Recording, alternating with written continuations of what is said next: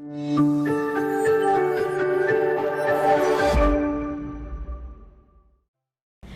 semuanya, selamat datang di podcast Get to Know SRD. Sebelumnya, kenalin aku Dinda dari Staff Public Relation SRD FEB UI. Nah, di sini aku nggak sendirian karena aku bareng sama. Halo semuanya, aku Jihan, BPH Competition SRD 14, bidang PKM. Wah, langsung ke spill nih bidangnya apa. Sebelumnya, aku mau jelasin sedikit dulu nih, SRD itu apa sih? Jadi, SRD merupakan kompetisi ilmiah internal terbesar di FEB UI, dan The 14 SRD FEB UI kali ini mengusung tema Demographic Bonus for Indonesia, Increasing Youth Creativity Based on Cultural Values. Nah, di podcast khusus kali ini, kita bakal ngejelasin apa aja sih bidang-bidang yang ada di dalam kompetisi SRD tersendiri. Nah, sekarang kita bakal ngebahas seputar PKM Competition. Jihan, boleh dong jelasin secara singkat, PKM Competition tuh apa sih? Oke, jadi sebenarnya Student Research Days ke-14 ini punya 5 cabang lomba. Jadi yang pertama tuh ada lomba PKM, ada esai, kemudian ada debat, poster, dan kuis. Nah, kali ini aku bakal jelasin secara singkat terkait lomba PKM karena aku dari bidang PKM gitu. Nah, jadi PKM ini, program kreativitas mahasiswa sesuai dengan namanya, adalah kegiatan yang menjadi wadah kreativitas bagi mahasiswa untuk menciptakan inovasi bagi lingkungannya. Gitu. Jadi tujuan dari PKM sendiri adalah melatih mahasiswa untuk berpikir kritis, lalu mengembangkan gagasan dan menciptakan inovasi bagi lingkungan. Nah, nantinya kita di SRD bakal menyediakan wadah dulu nih buat mahasiswa FEB UI khususnya supaya bisa maju ke tingkat perlombaan yang lebih tinggi. Misalnya kayak OIM UI, kemudian bisa juga maju ke PIMNAS atau Pekan Ilmiah Mahasiswa Nasional gitu. Buat kita mahasiswa FEB UI yang tertarik, kira-kira benefit atau manfaat apa sih yang kita dapetin dari ikut lomba PKM? Oke, jadi apa sih sebenarnya yang bisa didapetin mahasiswa kalau misalnya mereka menang lomba PKM gitu? Nah, selain dari mereka dapat mendapatkan hadiah dan penghargaan, kayak tadi aku udah bilang, mahasiswa bisa melatih kemampuan berpikir kritis, mengembangkan gagasan, dan menciptakan inovasi bagi lingkungan. Apalagi di zaman yang dinamis dan terus berubah seperti saat ini, skill ini tuh penting banget dikuasai, bukan cuma untuk di akademis aja, tapi di kehidupan sehari-hari dan kehidupan profesional juga. Nah, selain itu, karya mahasiswa yang menang pasti akan didanai oleh pemerintah agar dapat terimplementasikan. Tentunya mahasiswa tersebut juga akan punya banyak pengalaman nih dan relasi juga yang pasti berguna bagi kehidupan masa depannya gitu. Wah, menarik banget ya. Kalau misalnya boleh tahu, PKM ini terdiri dari bidang apa aja sih? Oke, jadi PKM itu punya banyak banget cabang. Makanya di SRD 14 ini nggak cuma aku yang dari bidang PKM, ada juga Salma yang megang PKM bersama aku juga. Nah, jadi PKM itu ada 9 yang kita dari SRD bangun gitu ya, buat siapin teman-teman buat maju ke OIM UI. Yang pertama ada PKM KI, Karya Inovatif, lalu PKM VGK, Video Gagasan Konstruktif, PKM GFT, Gagasan Futuristik Tertulis, PKM AI, Artikel Ilmiah, PKM RSH, Riset Sosial Humaniora, PKMK Kewirausahaan, PKM PM, Pengabdian kepada Masyarakat, PKM PI, Penerapan Iptek, dan PKM KC, Karsa Cipta. Nah, dari ke-9 cabang lomba PKM itu, teman-teman bisa pilih nih yang kira-kira sesuai minat dan paling menarik menurut teman-teman supaya nanti tuh ngerjainnya enak dan semangat gitu.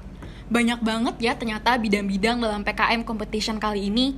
Sebelumnya tuh kira-kira ada syarat khusus gak sih buat ikut PKM Competition ini? Oke, kalau di SRD sendiri ya, SRD ini kan merupakan kompetisi internal FEB UI. Jadi yang pasti boleh daftar di SRD 14 ini pasti adalah mahasiswa FEB UI gitu. Karena kan kita ngadain ini khusus mahasiswa FEB UI aja. Jadi kalau di luar FEB ini nggak bisa daftar. Nah, kemudian umumnya PKM itu tuh terdiri dari 3-5 mahasiswi aktif gitu dari FEB yang bisa daftar. Nah, dari tim itu juga termasuk 1 orang ketua gitu ya. Nah, seorang mahasiswa juga hanya diperbolehkan mengajukan maksimum 2 proposal dengan ketentuan hanya dapat menjadi ketua di salah satu cabang lomba PKM dan atau tidak menjadi ketua di kedua cabang lomba PKM yang diikuti. Nah, misalnya teman-teman mau nanya nih, kalau syarat terperinci itu kayak apa sih? Kayak syarat terperinci kayak halaman, maksimal plagiarisme, dan teknis lainnya. Itu nanti bakal diupdate sama kita di sosial medianya SRD 14 nih. Jadi supaya nggak ketinggalan, teman-teman jangan lupa follow SRD, sosial media SRD 14 ya gitu. Oh gitu ya. Kan kita udah tahu nih syarat-syarat apa aja yang buat kita perluin untuk PKM Competition. Nah, biar kita bisa nyiapin materi dari awal, ada tema khusus tersendiri nggak sih buat PKM Competition tahun ini? Oke, jadi kalau untuk bidang PKM sebenarnya nggak ada tema khusus teman-teman. Jadi tema khusus biasanya ada di lomba esai dan lomba poster aja. Jadi kalau untuk lomba PKM teman-teman bisa langsung pilih aja dari ke-9 cabang lomba PKM yang tadi udah aku sebutin gitu. Nah, ngomong-ngomong soal sistematika lomba, kalau misalnya SRD ini di bidang PKM tuh sistematika lombanya kayak gimana ya? Oke, jadi sistematika lomba PKM secara umum itu yang pertama kita harus bikin tim dulu nih, terdiri dari 3-5 mahasiswa atau mahasiswi yang aktif di FEB UI dengan 1 orang ketua, bebas dari jurusan atau angkatan apa aja. Misalnya dari jurusan akuntansi 2021, terus kemudian ilmu ekonomi 2022, atau misalnya bisnis Islam dari 2020, itu boleh. Kemudian setelah bikin tim nih, kita juga harus memilih dan membuat proposal PKM dengan jenis sesuai minat mengikuti ketentuan yang ada. Nanti pasti akan dikasih tahu di bukletnya. Kemudian juga harus membuat PPT untuk mempresentasikan proposal PKM-nya di hadapan juri gitu. Wah, menarik banget sih.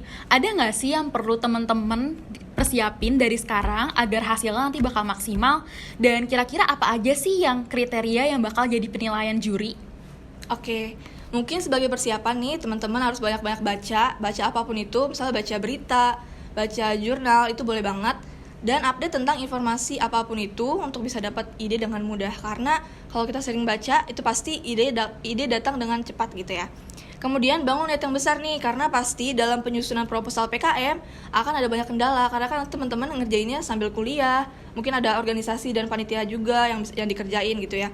Jadi pasti bakal berat dan memang harus punya niat yang besar nih untuk ngerjainnya gitu. Lalu perhatikan juga nih pedoman penulisan proposal PKM-nya, misalnya kayak penulisan nomor halaman, nama, judul, tanda tangan, itu penting banget karena itu merupakan salah satu bagian dari penilaian juri juga gitu. Kemudian untuk kontennya sendiri, konten dari PKM-nya, pastikan teman-teman tuh milih judul dan tema yang kira-kira tuh lagi in gitu loh, yang lagi punya isu sosial yang lagi diomongin gitu, supaya jurinya ini bisa ngelihat apa yang teman-teman mau sampaikan dengan jelas gitu.